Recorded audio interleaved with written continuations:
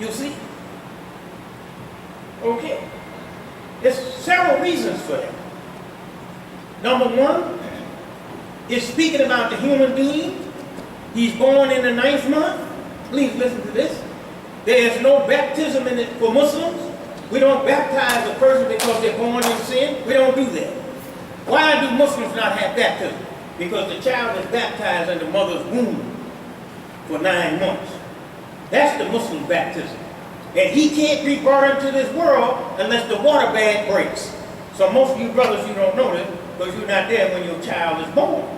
So if you're too old like me, you can't make any more babies, be there with your grandchild when they're born.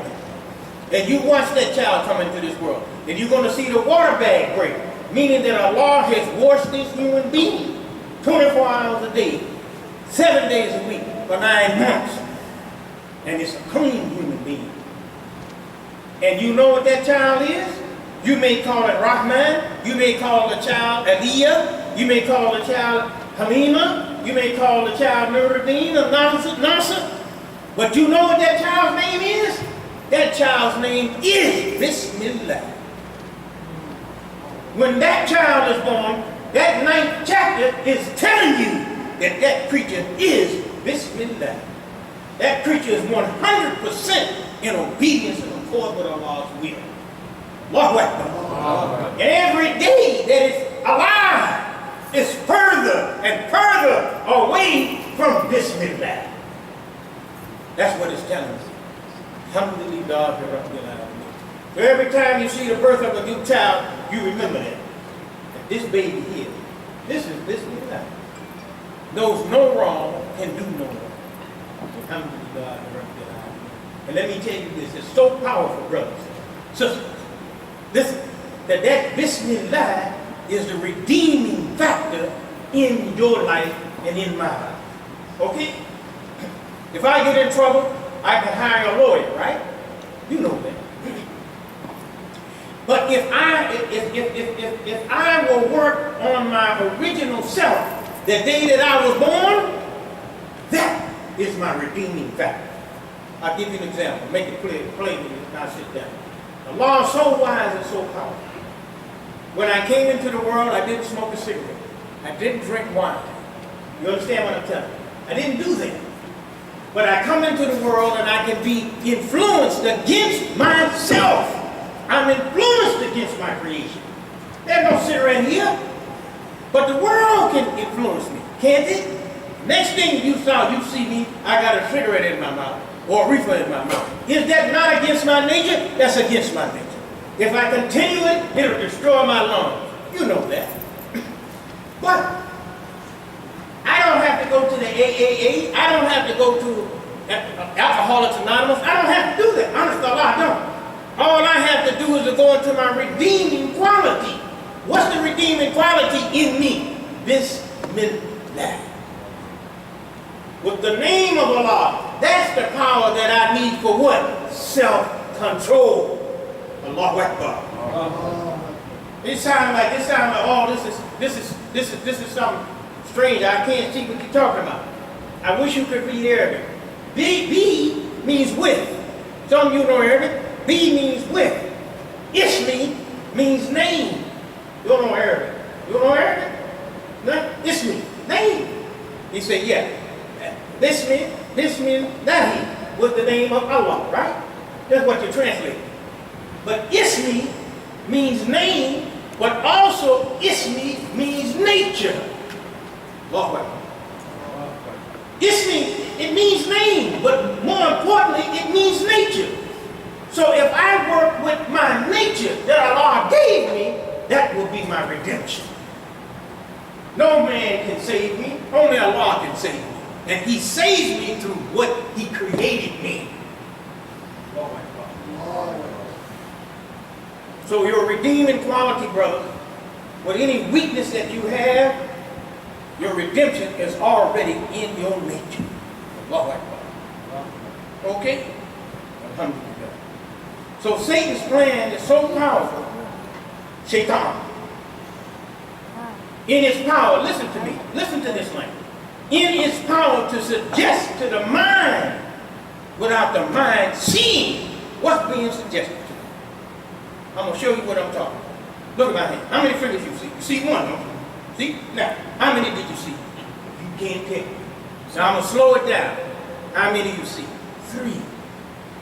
Now, I'm going to tell you this. When I went that fast, you're not going to believe what I'm about to tell you. You did know I threw 3 fingers up there. But it went fast. Shaitan, he knows that. Because Allah says in the Quran, Ya'lamu kha'inatal ayni. Ayni, I'm sorry. And Allah knows the tricks of the eye. This is your Quran. 1,400 years ago. This is chapter 40, verse 19. Well, man, and what is concealed in the hearts. What I'm telling you this, you know what they call this nowadays? Subliminal seduction. You heard of subliminal seduction, but I'm telling you, this is in your Quran 1,400 years ago. That's a miracle. So Satan knows that I threw my fingers up here like this, real fast, and you couldn't tell me consciously how many fingers I had. But if I could hypnotize you, I can't put my fingers up with any speed that you will not be able to know exactly what it is. But you have to be taken back to your original nature in order to see that. Allahu Akbar. So Satan knows that. So he knows how to suggest to the human mind without the mind seeing the suggestion. Just like I threw those fingers up there. Allahu Akbar. So God, He lets us know that we have the problem now by taking the emphasis off of the flesh and putting the emphasis, I'm correcting myself. The emphasis has been taken off of the mind and the emphasis has been put on the flesh. This is the problem. This is the problem right now. Okay? Poor people cannot compete with rich people because poor people are nothing but a lump of flesh. Rich people are minds. Alhamdulillah. Great insight you give. Very great insight from Muhammad the Prophet. So let me say this to you. Allah dwells in each and every one of us. But He dwells in us as long as we have an open invitation for Him. I'm going to sit down. Okay? If we do not have an open invitation for Allah in our hearts, He just makes His presence vanish in our conscious mind. Allahu Akbar. Whoo, this is understanding. My goodness. I heard people say, where's Allah? Where's Allah? What you mean, where's Allah? Allah is everywhere. Does not Allah tell you that He's closer to you than your jugular vein? So Allah is present with the person. He puts it in the Quran to let us know that He's always with you. He's never a microsecond that Allah is not with you. But it is you who take your conscious mind off of Him that loses His presence in your being. Allahu Akbar. Isn't that a beautiful, simple way to see this complicated thing? Alhamdulillah. And I had some people say, oh, I can't see how Allah could be with me everywhere I go. Well, aren't you with you everywhere you go? If you take that body to Detroit, aren't you with it? Well, if you take your lungs to the Honduras, you but sometimes you will get people to understand. So if you are with yourself, wherever you go, Allah got to be with you even more. Alhamdulillah. And I'm going to prove it to you right now. 200 years ago, you was not here. But Allah was. And because He was here, He brought you here. Alhamdulillah. And when you was in your deep sleep last night, you didn't know where the hell you were. Okay? You were asleep. You were unconscious. You don't know where you were. People could have had a body snatcher and took you to Mexico. You wouldn't have known nothing. You wake up, you say, where am I? Okay? Well, Allah is never absent. Alhamdulillah. Okay. So it's not that Allah has gone anywhere, but we have shut out His light in our being. I hope I made that real simple. And it's wonderful to know that. It's really wonderful, because I like you, brothers. I do. I love coming here.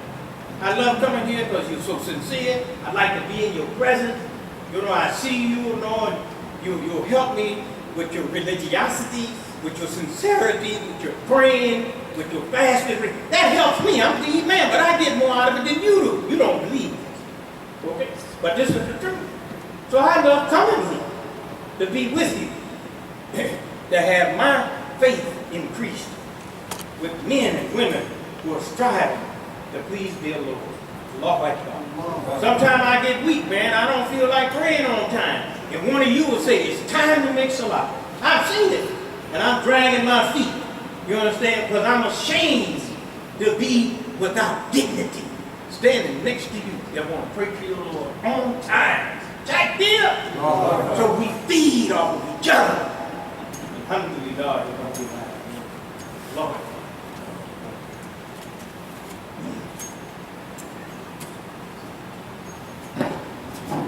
أعوذ بالله من الشيطان الرجيم بسم الله الرحمن الرحيم أشهد أن لا إله إلا الله وحده لا شريك له وأشهد أن محمدا عبده ورسوله صلى الله عليه وسلم.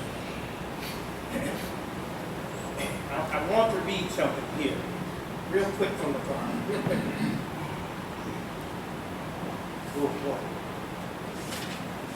This is the Quran here. And it says, وَلَا أُضِلَّهُمْ, that I will mislead them, وَلَا أُمَنِّيَ لَهُمْ, and I will create in them desires. This is your Quran. Lord, I'm reading this in chapter 4, verse 119. And it says, I surely will mislead them, and surely I will create in them false desires. Are you listening? Okay? So don't take this as something light. Allah has put this in the Quran for your protection and my protection. Letting us know that here's a preacher, that his objective is to put his influences inside of you. This is Satan.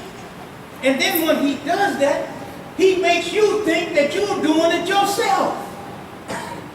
Wow. You know, you'll say, first, he smokes cigarettes. You say, brother, you need to stop smoking them cigarettes. Look, man, I'm smoking these cigarettes. I'm doing this here. I want to do it. Now, he doesn't understand he's doing something that somebody has put in him. And he's defending the thing that's going to kill him. This is the problem with most people in the world. They have terrible habits that are hurting them. But Satan has bypassed them and made them to think that it is their own idea that they're carrying out. Your Quran has revealed this. This is a powerful revelation. And I'm going to say this here. Because Satan is that beast that knows he cannot rule cultures and societies by having a kingdom on the outside. This is Shaitan. He has to put his kingdom within the people. I'm giving you everyday language. I'm translating. I'm doing tafsir on this ayat from the Quran. You know, it's one thing to put a lock on people and put them behind bars. It's one thing to put handcuffs on them, shackles on them. But it's another thing to capture their heart.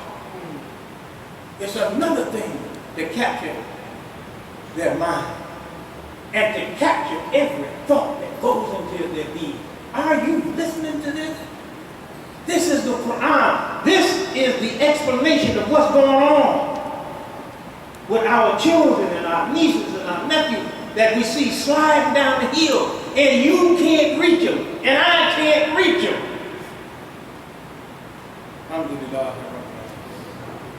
I'm giving you this. This is the blessing of Al-Ansar.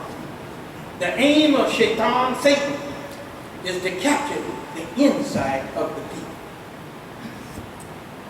And he knows that if he captures their insides, he can release their physical body. You don't need to put them on chains. Because he has captured us, he has imprisoned us, and locked us up tighter than any chain or any prison.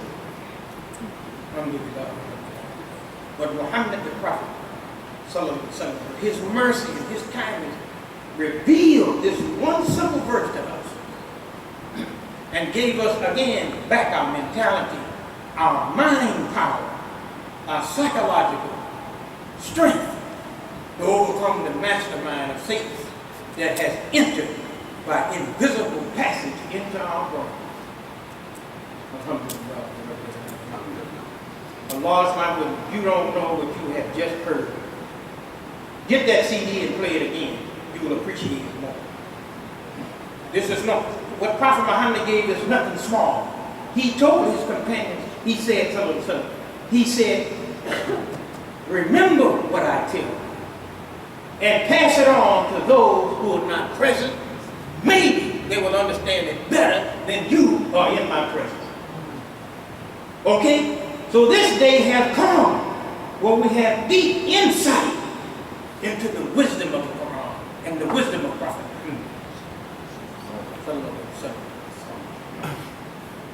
So I'm going to finish now. So you can appreciate this man, Muhammad the Prophet. Pray for him. The first psychologist, the first psychiatrist, the first social worker. I'm giving you his wisdom. And he said to us, here you have people who bypass your mind and reach your heart so that they can move you. And in your conscious mind, you are saying you are doing your own thing, but in your subconscious mind, you are doing their thing. And don't read. There are many brothers here